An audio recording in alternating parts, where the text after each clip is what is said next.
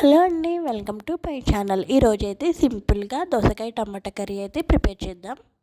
ముందుగా ఒక చిన్న గిన్నె తీసుకుని దాంట్లో కొద్దిగా వాటర్ తీసుకుని దాంట్లో నిమ్మకాయ సైజ్ అంతా చింతపండు అయితే నానబెట్టుకోండి.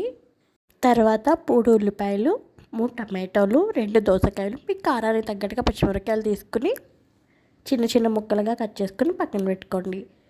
తర్వాత స్టవ్ వెలిగించుకుని గిన్నె పెట్టుకుని అందులో ఆయిల్ పోసుకోండి.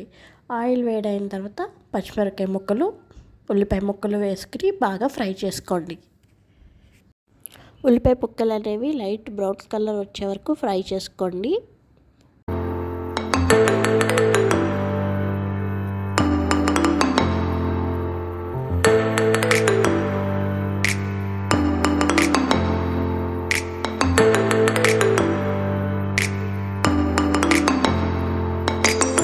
ఉల్లిపాయ ముక్కలు మగ్గిన తర్వాత చిన్న చిన్నగా కట్ చేసుకున్న టమాటా ముక్కలు కూడా వేసుకుని ఇవి కూడా బాగా మగ్గించుకోండి.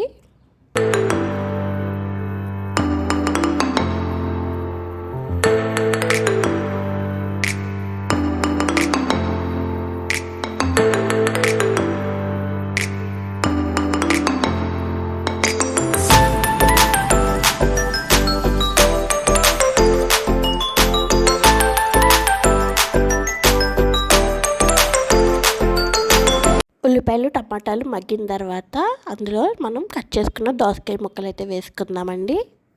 దోసకాయ ముక్కల్ని ఉల్లిపాయ ముక్కలు టమాటా ముక్కలు బాగా కలిసేలాగా కలుపుకుని మూత పెట్టుకుని మగ్గించుకుందాం. దోసకాయ ముక్కల్ని కోసేటప్పుడే ఒక చిన్న ముక్క టేస్ట్ చేసి చేదుందో లేదో చెక్ చేసుకోండి. చేదుంటే కర్రీ అస్సలు బాగోదండి, అందుకే చేదు చూసుకుని వండుకోండి.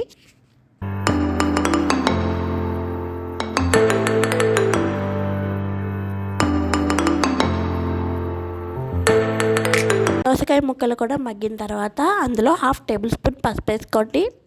3 టేబుల్ స్పూన్ కారం వేసుకోండి. ఉప్పు మీకు తగినంత వేసుకోండి. నేనైతే 2 టేబుల్ స్పూన్ వేసుకున్నాను. ఇలా మూడింటిని కూడా కలిపి ఇంకేం మసాలా అయితే నేను యూస్ చేయట్లేదండి, ఇందులోకి ఇలానే బాగుంటుంది. కూరనంతా ఒకసారి బాగా కలుపుకుని మళ్ళీ మూత పెట్టుకుని అయితే మగ్గించుకోండి.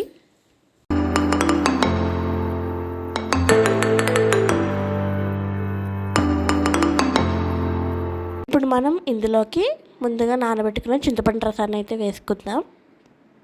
చింతపండు రసాన్ని మొత్తం ముక్కలన్నింటికి బాగా పట్టేలాగా మిక్స్ చేసుకుని ఇది కూడా మూత పెట్టుకుని ఒక 10 మినిట్స్ మగ్గించుకోండి. తర్వాత ఒక గ్లాస్ వాటర్ అయితే పోసుకోండి. గ్లాస్ వాటర్ పోసుకుని కూరనంతా బాగా మగ్గించండి.